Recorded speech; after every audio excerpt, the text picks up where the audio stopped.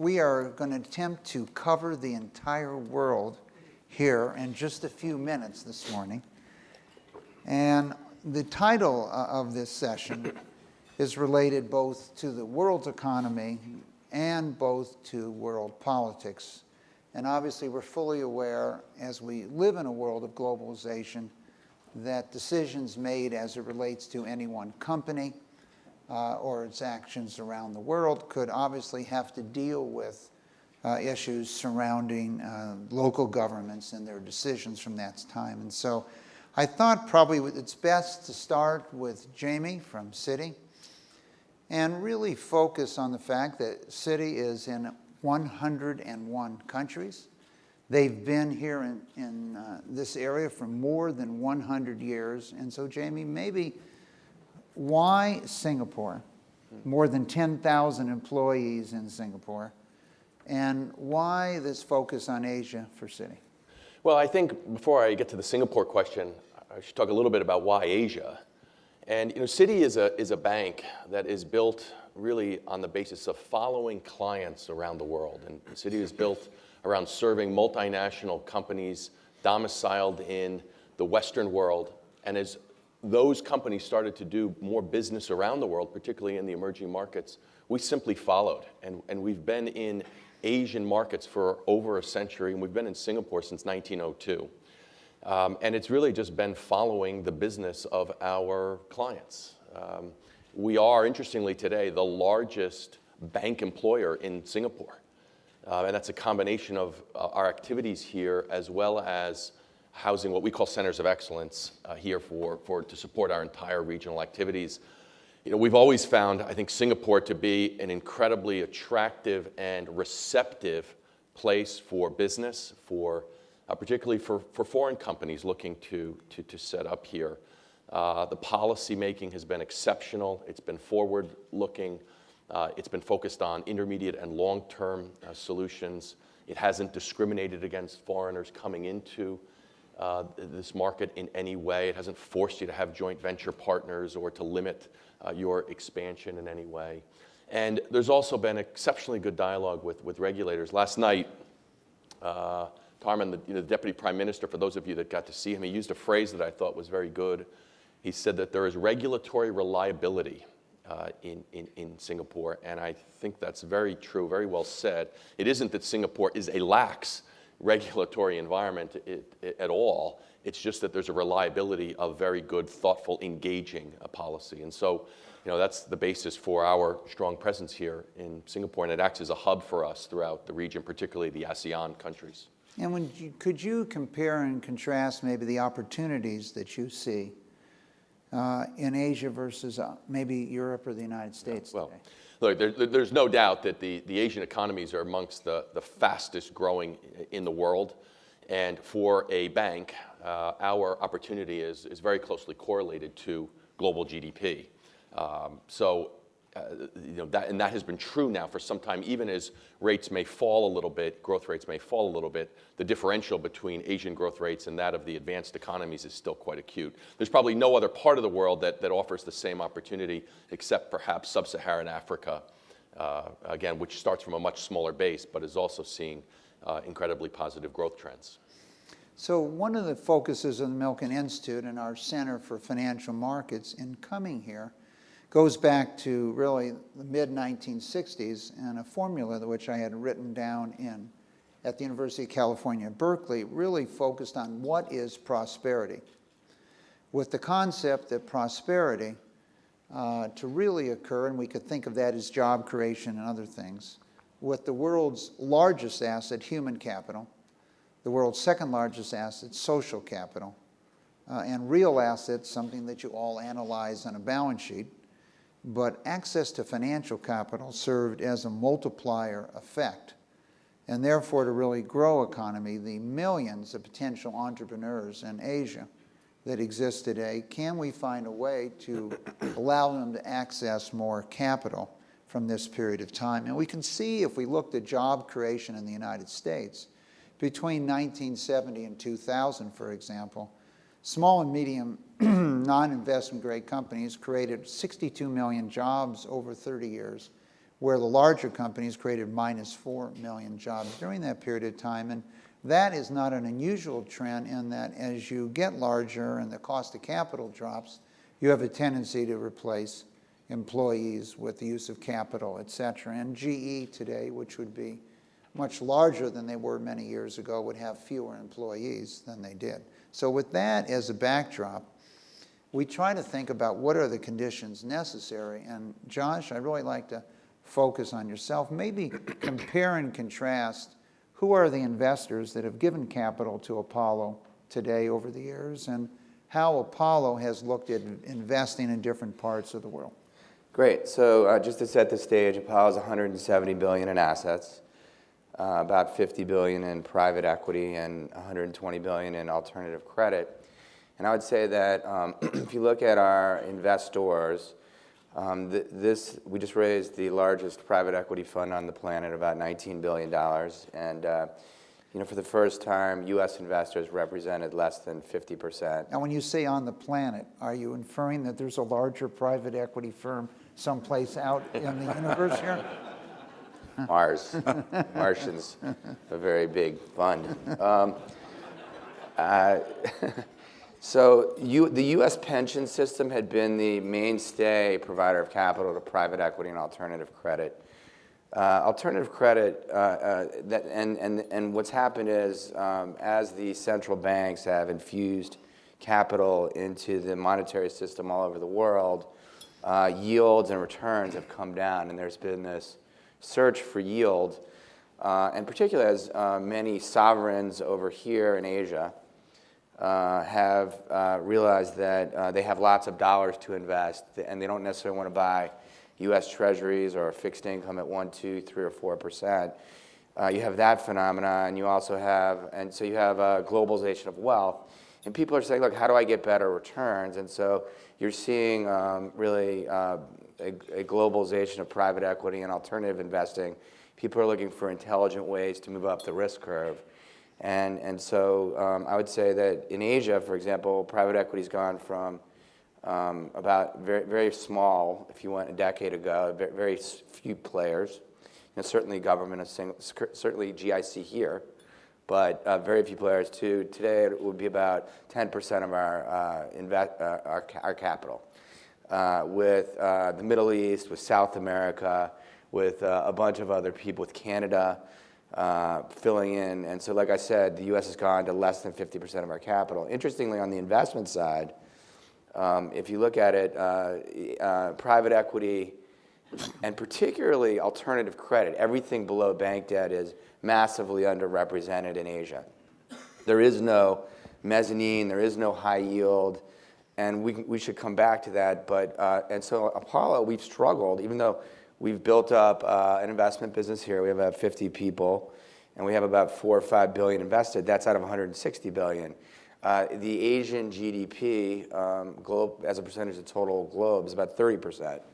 And so you can see private equity is about 10% versus 30% if you look at industry-wide statistics. So both private equity and alternative credit are actually underrepresented here. And to Mike's point, China today is the largest credit market in the world. It's larger than the U.S., but most of it's bank debt. And if you're a small company, you're an emerging company, you're an entrepreneur, you may not have access to capital. And so over time, I think what the region is going to need to focus on is how to create a climate where that vast part of the middle part of the capital structure, not the equity and not the banks at the very top, how do you create capital markets where firms like us and other institutional firms can come in and invest and fund growth? And I think if the region can figure that out, it'll see its cost of capital drop, and it'll see its access to capital for many, many projects and job creation go up. Now, some of the issues that we find, and in terms of not being able to do it, are things like the non-transparency of financial statements, lack of predictability in the legal system, in some cases corruption, and so those would be some of the issues. So creating a set of rules that either the region or big parts of the region would follow to allow predictable outcomes from a creditor's rights issue.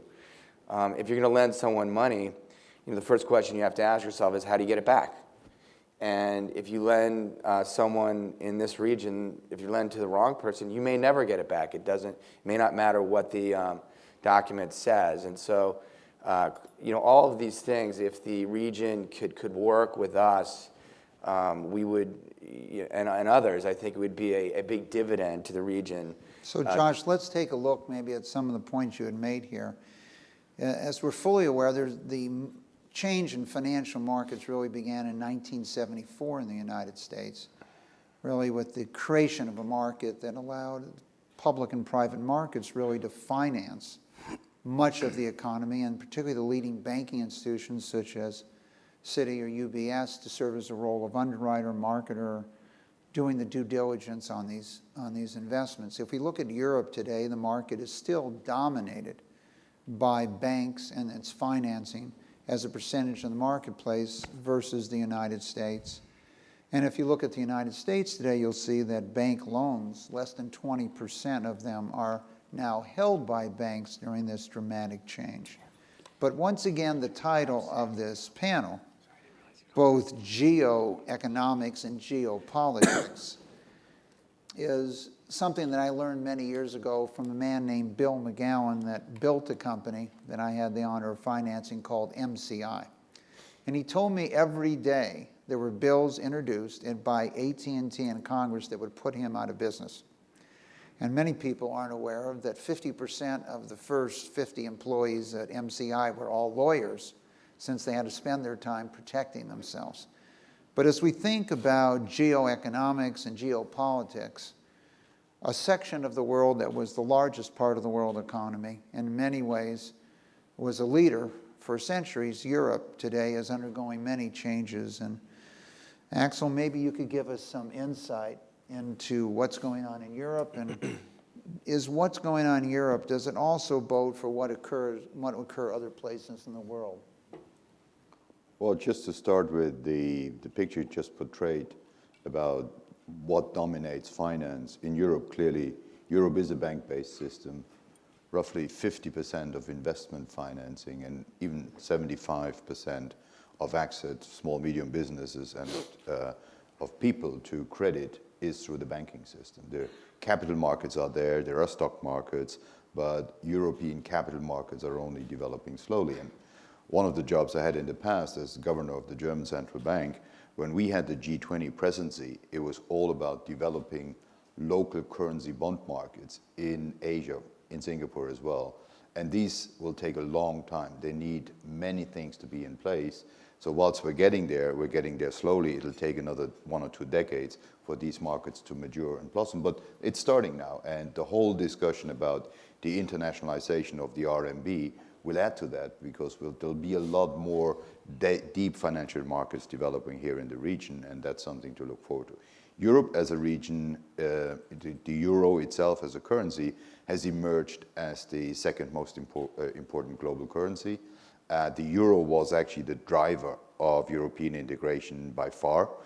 We moved to a degree of integrating the currencies that is far more developed than the integration of political or even fiscal responsibilities, let alone in some of the markets. And so what Europe is facing at the moment is, I would say, a conflict between two forces. The one is a strong determination of politicians to continue the integration of Europe and even take it to the next level, have fiscal policy more coordinated in addition to a single monetary policy. The centrifugal forces that are hitting Europe, and you can see that as we're all awaiting the vote of Scotland to break away from the UK, are centrifugal forces where the politicians in Europe have not been successful to take the people of Europe along on that path. Many people in Europe feel that Brussels is taking undue influence over their lives. Countries are still keeping a large part of policies like fiscal policies to themselves. Coordination is difficult because you coordinate between 28 people. And when times are rough and you're in heavy waters, think about a ship in a storm. If you have 28 captains and nobody in the engine room, it's very hard sailing in a storm. And so moving further in Europe needs a degree of integration where policy is actually taking more joint responsibilities, and that is totally contrary to national priorities. How this will further develop, very hard to see. I don't expect, at least from the early polls I saw, that there will be a no vote that there will be a yes vote to break away from the UK and Scotland. But even if the no vote prevails, just think about what happened in Quebec. Since the probability is north of 40%, it will not go to zero going forward. So it will be a factor that will impinge on investment in the area. It will have many corporates draw plan Bs on what would happen if such a vote were ever taken again in the future. And the tighter the vote is, the more difficult it will be to go on and continue as normal. So even if nothing happens on the vote now, the uncertainty created by it will impact on markets, will impact on investment abilities in the area.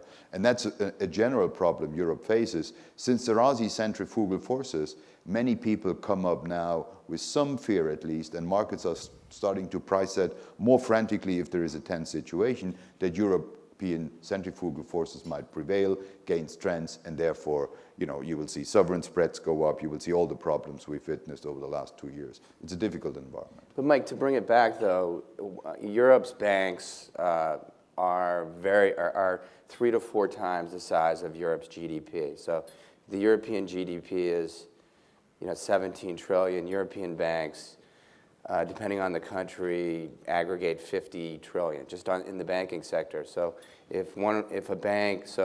the European regulators have decided that those banks, I think, are too big because they put a lot of pressure on the sovereigns, and there's no flow of capital to the people who are creating jobs in the middle class. In the U.S., the banks are about 12 trillion.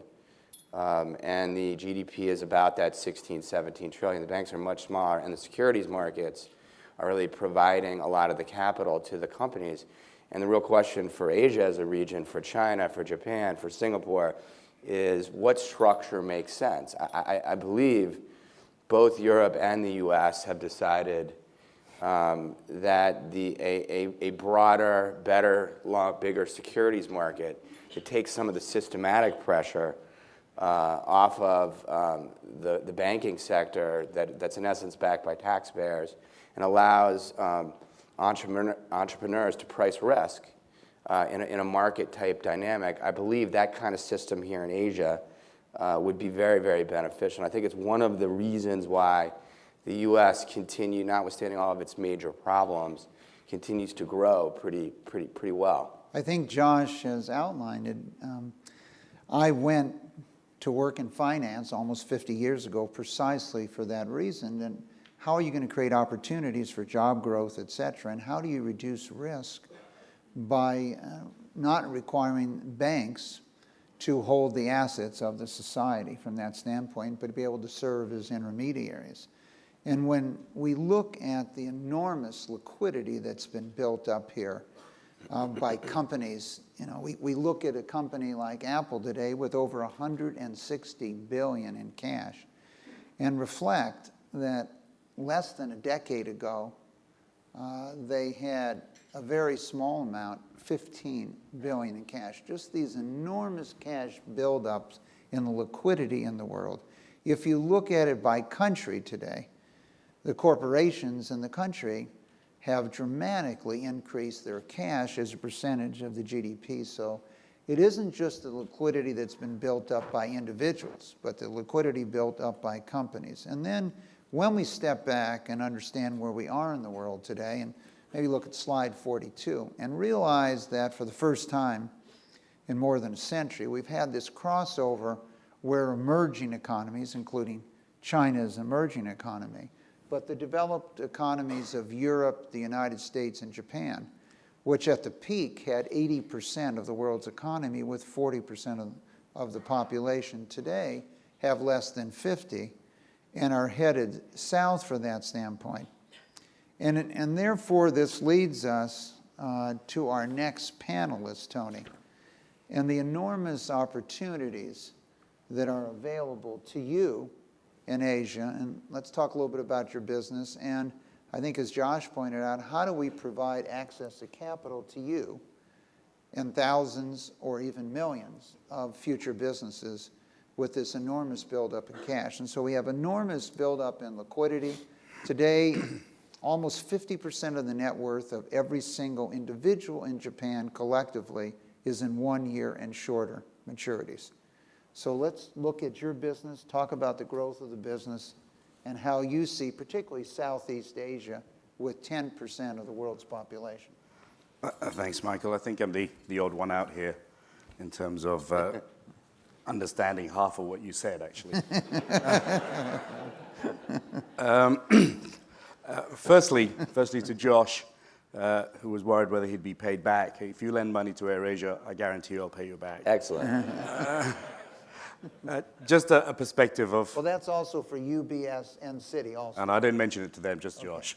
You're not discriminating. No, absolutely banks, not. No, Okay, just checking. because they actually do lend me money. And we have a good relationship. They do. Hilarious. Just to give you a perspective from a non-banking side and from Asia, a little bit about my business and how it's grown in this incredible market. I came from the music business. I was at Time Warner, and I left the day after we became AOL Time Warner. That's the company that came up with EBITDA, earnings before everything you don't like.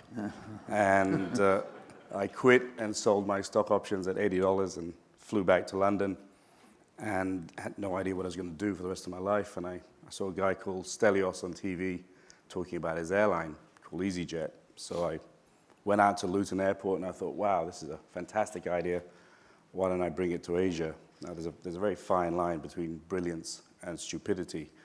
But I was fairly young at the time, so I thought, let's go for it. So I came back to Malaysia and armed with $1 million set out to start up an airline. I bought one for 25 cents. Actually, when I looked at it, I thought they should have paid me to take it away. It had 2 planes and 200 staff, and I signed the deal 3 days before 9/11. Welcome to the aviation world. And in the last 13 years, we've grown from 2 planes to now we have 180 aircraft, from 200,000 passengers in the first year to this year we'll carry 52 million passengers. And we've made money every year. It just shows you the power of Southeast Asia. And airline business is a tough business because it's regulated really strongly. And I've been through every calamity known to mankind, SARS, bird flu, tsunamis, coup d'etats, government-owned airlines, governments, and yet the resilience of the consumer is very strong. And I'll tell you a little funny story. During SARS, no one wanted to fly. They all thought they were going to die. And most airlines cut their flights and stopped advertising. And I told my marketing guys, look, this is a great time for us to build our brand. Let's go out there and triple our marketing. And they thought I'd gone nuts. And I knew Malaysians and Southeast Asians very well. If you put a fare low enough, they will risk their lives. So, 800 ringgit to Singapore, I'm not going to go. 80 ringgit, who cares? But the reality is, it's a very resilient part of the world. And the fact that we have grown our business in such a way, in such a short time, shows the power of the economies we're in. And I'll just finish off with focusing on one more thing. When most people in this room think of Asia, they think of China and India, which of course is the obvious thing to come about. But we've grown from an area called ASEAN, which is Southeast Asia. And that's a real powerhouse. And this is a big year for ASEAN, where we're looking towards creating an ASEAN economic community without the mistakes made by Europe. And I think it's a very exciting time for Southeast Asia. 10 economies, 650 million people, a tremendous amount of entrepreneurial and SME drive, and the ability to create jobs is really there. The access to capital, I think, is one that poses a challenge. And We're here to help. Thanks, Josh. And I'll pay you back. And the second challenge, I think, for Southeast Asia is if you compare it with America and Europe, is the involvement of government in business.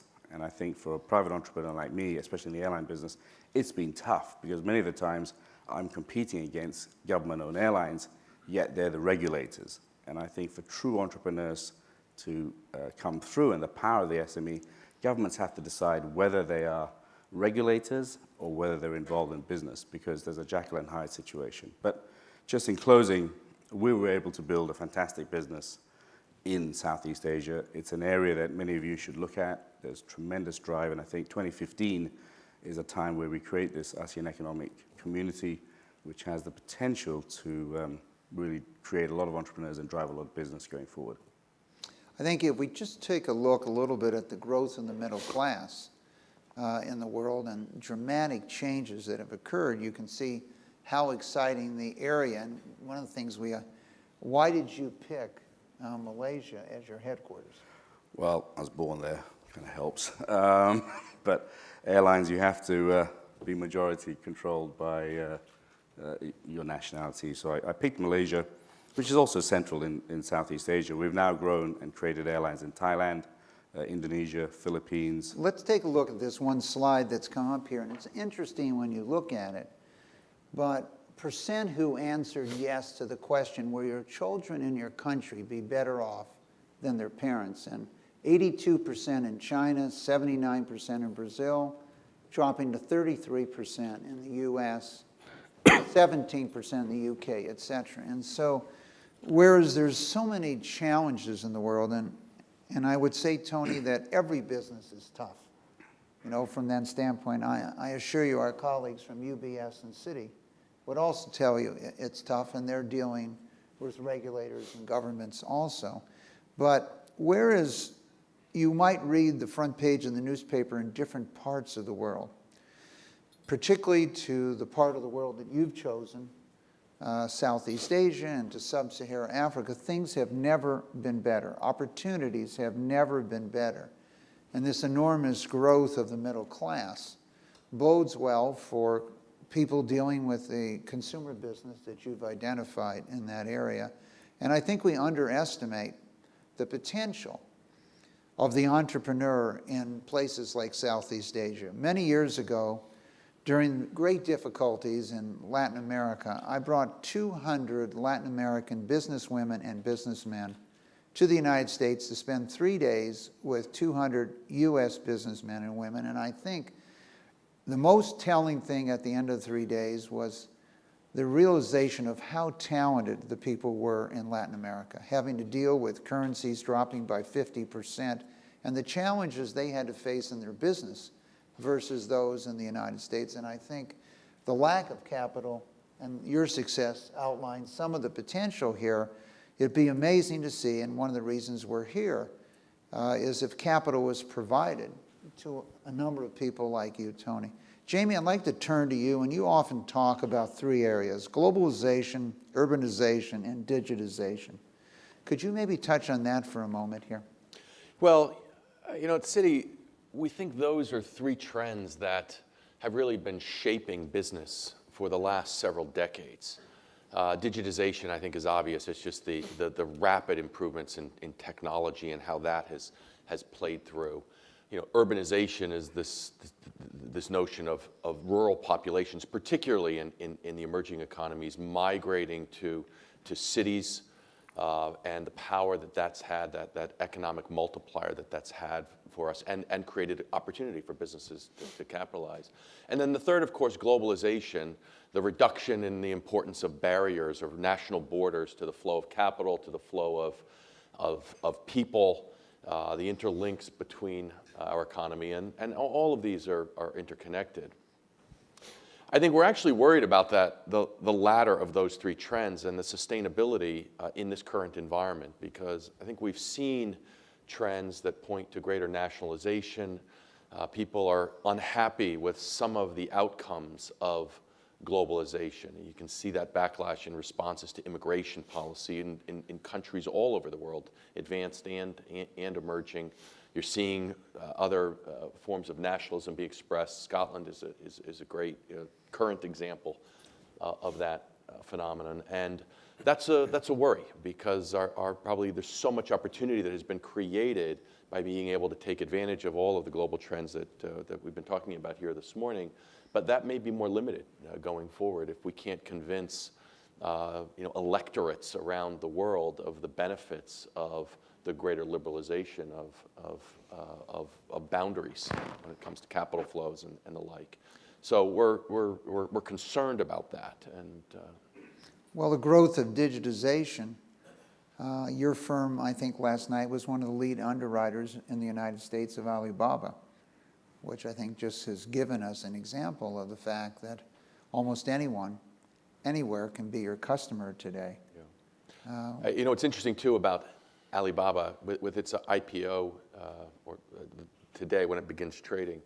That will make the 4 of the 10 largest internet companies based in China. And so we tend to think, I think, sometimes of the internet of being this Silicon Valley phenomenon, but it's really not. It's for sure a truly global phenomenon today, and these businesses are taking advantage of the opportunities that digitization has created all over the world. And in fact, in many instances, their opportunities are even greater in the emerging economies where you don't have to deal with the entrenched old way of doing things. The mobile phone penetration throughout Africa is a very good example of that. You were talking about that earlier, where not having to deal with all the fixed line infrastructure and just immediately adopting the mobile technologies has allowed businesses to leapfrog or to capture opportunities that you couldn't conceive of, or that you would have thought would have taken generations of business evolution to achieve. And I think one of the keys and why we chose Singapore for the headquarters of the Milken Institute Asian Summit relies on a number of opportunities. But one, we have a number of representatives from the United States and Europe that are here for the first time, letting them see Asia with new eyes and how it looks from Singapore rather than how it looks from London. Axel, you made a really important point here, and I think I want to touch on here. And that was, even if there's a no vote in Scotland, just the sheer fact there was a vote, in comparing it to the exit from Montreal to Toronto many years ago, et cetera. And I want to hearken back to almost 20 years ago in the United States. There was a new health care bill introduced in '93 where it was concerned that it was going to regulate the rate of return for pharmaceutical and biotech companies. Now, that wasn't really the purpose, but that was the concern. It did not get implemented, that healthcare plan, in '93, '94. But the world changed forever for the pharmaceutical and biotech industry. And the industry that was the most admired in the world for all of the previous couple decades became a country that, an industry that was not admired. A company like Merck lost half its market cap in 1 year. And so as we think about the changes in the world and the issue of politics and global economy, from the Asian standpoint, since most of the countries represented at the global conference are here in Asia, Alex, I think, Axel, it'd be very interesting to compare and contrast maybe the United States and Europe, particularly for our representatives from the Asian countries here, because often you think of these as very similar. Well, no, there are quite a number of differences, but let me touch on one thing that Joshua said and Tony went into as well. One of the reasons why we're here, we're the world's most preeminent wealth management company, more than 2 trillion assets under management in that area. Our strongest business growth is Asia, and the affluent business, and in particular our ultra-high net worth business, really profits from the emergence of a middle class and from the emergence of an entrepreneurial class that will be the new millionaires and billionaires of this world. The number of billionaires in this area that bank with us almost every second. And we're here because of our business model that fits the region, and the region is bringing the strongest growth. Companies like yours are an example where basically the banking relationship that helps you start a business, very often also with the banking relationship where people then go and do other business like manage wealth. Now, if you look at the United States, and some of the numbers on growth are misleading, because if you were to ask the question not instead of, do you think your children will be better off, but you would ask a US citizen, do you think you're better off than a citizen in China? and you look at his wealth and you look at his income, the US has the highest per capita income in the world. We're talking about growth, we're talking about catching up with the United States rather than, and you know, in order to catch up, you need to outgrow. Otherwise, it doesn't work. And so one of the growth figures that you see is countries are catching up with the rich countries. I happen to be located in Switzerland. Switzerland is by far the highest GDP per capita. It's one of the richest countries in the world. And of course, if you're at that point, it's very hard to make the prediction that the future will be even better. Doesn't mean that the present isn't great, you know.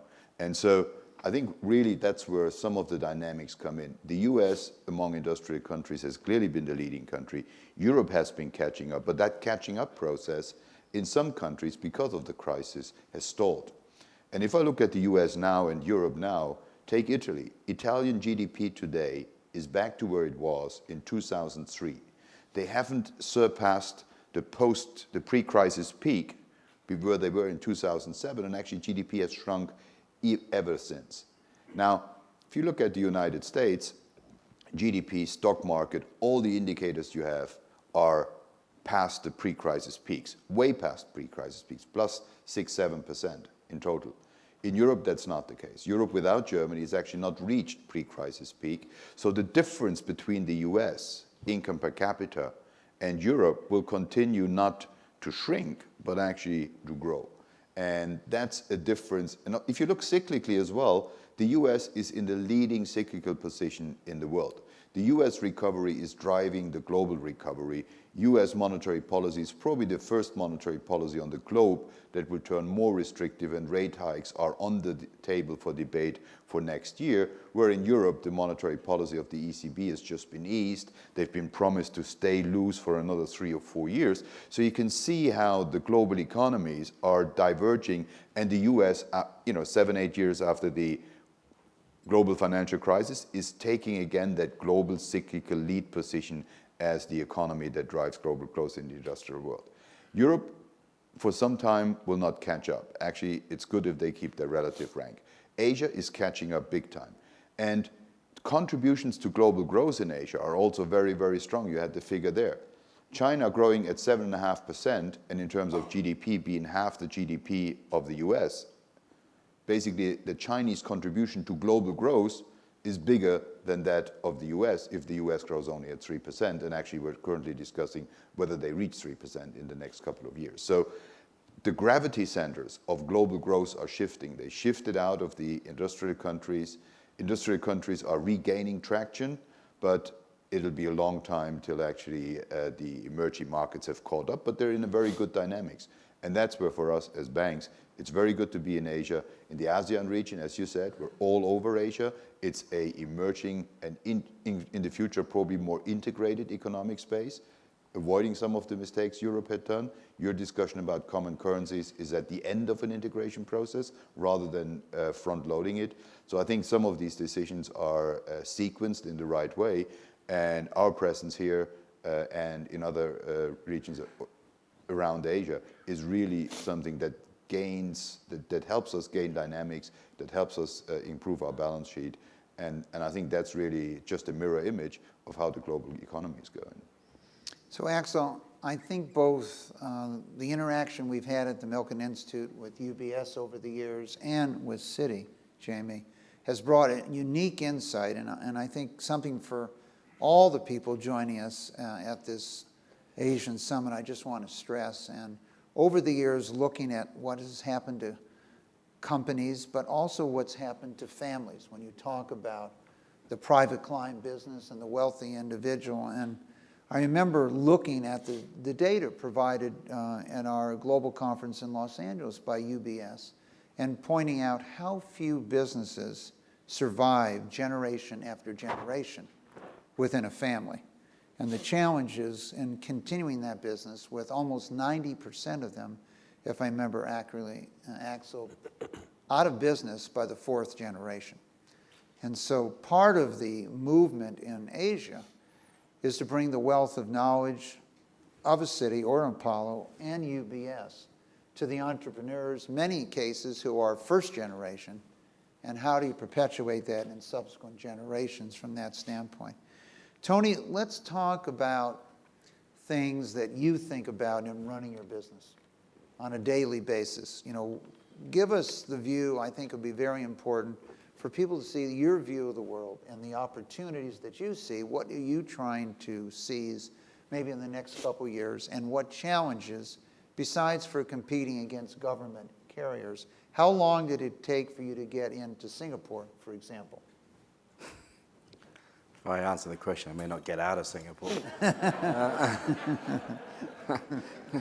It took me 7 years to get into Singapore, but we've now become one of the biggest airlines in Singapore. Yeah. I think the key opportunities that I see is the rising middle class. A lot of Asian companies focus on the ultra wealth, but I focus on the mass market, those that are underserved. I have an insurance company, a hotel business, and financial services. Really focus on serving the underserved, and I think that's what I'm noticing, the big trend as people go from the poverty line very quickly into the middle class, and it's just below the middle class I see big opportunities. I think it's important maybe to talk about, when we speak about the middle class, you're not talking about an absolute income, because it would vary in the levels around the world. You're really talking about people that can meet their needs and have excess funds, discretionary funds from that standpoint. Correct. And I mean, travel is very much a discretionary product. I think also the thing that I'm noticing, and that we've spent a lot of time on, is human capital. We couldn't have gone from 2 planes to 180 planes without investing a lot in human capital. And we have broken the norms in the way we train our people. For instance, I mean, I used to, in the old days, I'd carry bags. I would be a cabin crew, once a month, etc. For 2 reasons. One, I think you couldn't run an effective business unless you get down to the ground. And 2, to meet my staff and unearth talent. And our first 19 cadets. Now, Tony, weren't you on The Asian Apprentice? I was the Donald Trump of Asia, but a much nicer version. And, my whole goal has been to unearth talent. And I'll just give you one quick story. Our first 19 cadets came from within the company. They didn't have any examination results or go to university, etc. They were really bright kids who, because of social conditions, didn't have enough money to go further in education. So I said, I don't care whether you have A levels, O levels, whatever. If you want to be a pilot, go for it. And we funded and gave them scholarships. And there was one kid who carried bags for us in East Malaysia, earning probably $300-400. He got the highest marks ever in Malaysian Flying Academy, and 8 years on, he's now a captain flying a brand new A320. So I think the enormous amount of talent in this part of the world has to be unearthed, and I think that is a big driver in creating the middle class and also driving the economies going forward. So that's a big challenge for us, but I think the opportunities are there. So I'd like to switch, if we could, briefly to a couple of the major sectors of the world economy. Healthcare being the largest sector of the world economy and focusing on prevention, wellness, care, treatment, and research.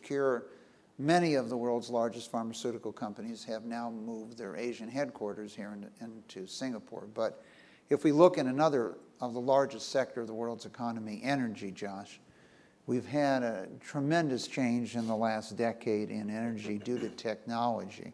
And long term, if you look at the movement of commodity prices versus other things, you find that they don't really outperform inflation due to technological changes. And Josh, your firm has been maybe the greatest beneficiary of all the private equity firms in the change in technology with your investment in Lyondell, and now with the cost of natural gas, for example, in the United States, a fraction of what it is here in Asia or in Europe today. We've had a dramatic change in what's occurred. And in many ways, the U.S. today, in terms of fossil fuels, would have the largest energy reserves due to this change in technology. How have you approached this? What are your views in the future? How is this affecting your investment strategy? And Maybe why did you make that investment in Lyondell in retrospect? Yeah, so this is, there's multiple levels of this important trend. And what I would say is that the ability to drill wells vertically versus horizontally has massively increased the amount of energy reserves all over the world. The U.S. has by far been the biggest beneficiary of it because in many countries there are impediments. Either the reserves don't exist, although they do in many cases. There are property rights issues. There are regulatory issues. There are a lack of pipelines. So the U.S. and North America, including Canada, appear to be the biggest beneficiary of this, quote, shale revolution. And in today's world, we're an investor. That's what we do with our clients. In today's world, where the world is awash in liquidity, almost everything is overvalued. And so we see two major sectors where there's real value opportunity and a real ability to make money. And one of them is the North American energy sector, where literally in the next 4 years, there is a $2 trillion need to spend capital. And if you add up the market cap of the S&P 500 energy index, so that includes Exxon and Shell and BP, it's about $1.7 trillion. So it's bigger than all the oil companies put together. And so the crumbs that are dropping off of this are very high return projects. We owned we continue to own a company called EP Energy. It's a public company. Their capital budget was so large relative to projects that were greater than a 30% return on assets that we literally had to cut it off so that they couldn't really do all those projects. And that's what's going on. Well, you could have called me, Josh. I might have been willing Yeah. to invest at the 28% level.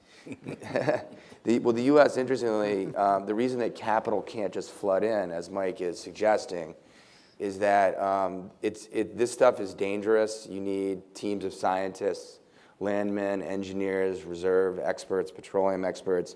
And there was a bust in the U.S., and so the expertise to actually drill also does not exist. But what we're able to do at Apollo is buy oil and gas at well below the cost that you can buy it in the financial markets by backing operators to buy energy reserves.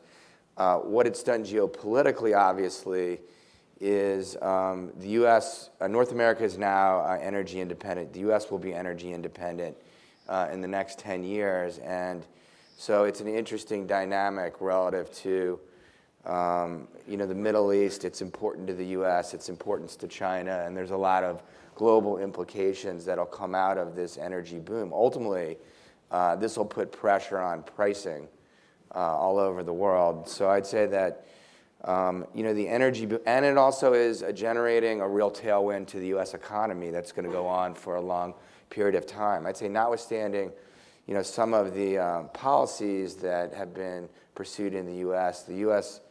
free market economy, which is underlying the power of the U.S., it continues to chug along, is growing, nicely upwards towards 3%. The U.S. is starting to deleverage. It's stabilized its debt to GDP, and so, many of the problems that the U.S. had, while they still exist, are being managed through the growth in the U.S. economy and through certain policies. So I would say that the energy and the Lyondell thing really is a derivative of low-cost energy in the U.S. When energy gets cheap, for 20, 30 years, there was never a manufacturing plant built in the U.S. because places in Asia had lower-cost labor. What's happened with a massive reduction in energy cost, well below what people can buy here in Asia, is that labor advantage has been offset in many industries, and all of a sudden you're seeing a renaissance in the U.S. manufacturing sector, in chemicals, in power, things that are driven by natural gas, in all kinds of manufacturing business. Lyondell is a specialty chemical and commodity chemical company, and the fact that its feedstocks dropped below what even Qatar was producing at allowed it to be very, very competitive globally. And so, Apollo benefited in that investment, and we made, that's probably the most, it was the most value created in any private equity transaction in history. So that's sort of an overview of the energy sector, but it's a very important sector globally, both geopolitically and regionally relative to value creation. The last thing I'd say is a $10 price in oil knocks 50 basis points off the price off of global GDP growth. So it's my wife, funnily. I'll tell her, call her back. Josh, I think you made some interesting points here. I just want to really stress on them for a moment. First, That's awesome. first, Maybe First, have I want to 5 kids. stress They're all on the phone. Then. that Josh made a point here, the boom-bust periods. And I think we need to really think about what effect it has on society.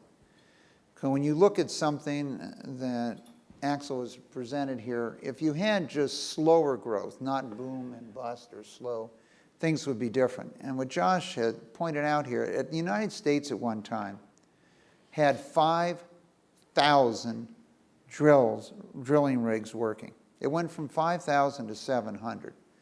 And when this occurred at that point in time, you're not only shutting down rigs or you're thinking about the companies affected, but you're also causing people to find new jobs and leave that industry. This occurred as we had a substantial reduction in the United States in housing. The people that were involved in the construction industry moved, and so you can't ramp up immediately. And so we need to reflect on that. And one of the things, if we could pull up slide 57, it's very interesting when you look at what's happened with shale and technology at this time, is that there's many other parts of the world that have significant shale deposits. Now, whether they're commercially viable, whether you can mine those deposits, whether there's regulatory challenges, particularly in Europe, to addressing those. But you can see traditionally most of these deposits aren't necessarily in countries that have been large exporters of energy to date, and the potential for change. In kind of wrapping this point up, I just wanted to make a point to you. We started talking about human and social capital and things like that.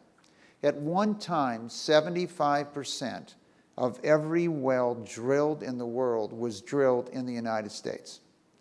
And you can ask yourself why. Very simply, one of the reasons why was property rights, and the fact that you own the natural minerals under, and whatever was found under your land belonged to you, and this was not the same in many other parts of the world. And so the growth of protective rights for creditors, but also rule of law and other types of issues, universal education, are a challenge. In closing, I'd like to ask each of our panelists, what is the one thing you might mention that we should be looking at as we think about, and I know there's many each of you are focused on, but as we look at the geoeconomics and geopolitical environment, what are you thinking about, or what should we be thinking about? Jamie? Well, I think we have to encourage, as a business community, our policymakers to take the right long-term decisions in forming policy. We've had so much reaction to some of the short-term pressures, some of the disquiet within the electorate, and a return to somewhat populist politics.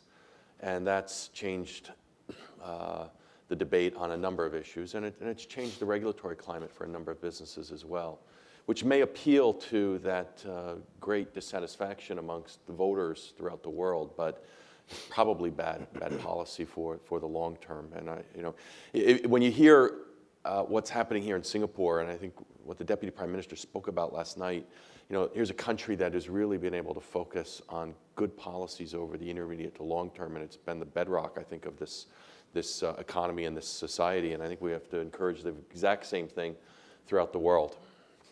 Yeah. Josh? Yeah, I would pick up on that point. I'd say that certainly, maybe this is a U.S.-centric view, but the ability to relying on the government for education, for healthcare, for wellness, for taking care of the middle class, in the U.S. has become more and more difficult as there's, quite frankly, just a lot of gridlock. And so it's really incumbent, it's all of our, as people that have big businesses, that have wealth, I feel like we all have a responsibility to really make the society, make the world a better place, make our local communities a better place.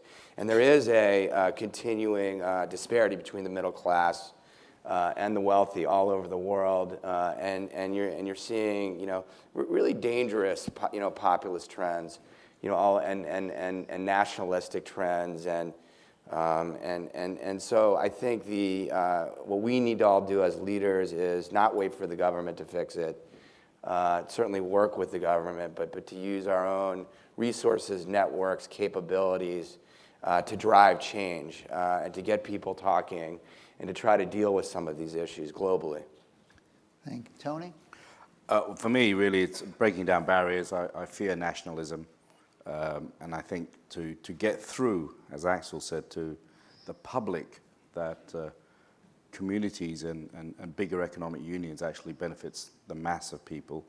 And just to finish off on what Josh said, I think bridging the wealth gap so that there isn't a huge disparity, I think that could lead to lots of social pressures in Asia, and bringing that gap closer and closer.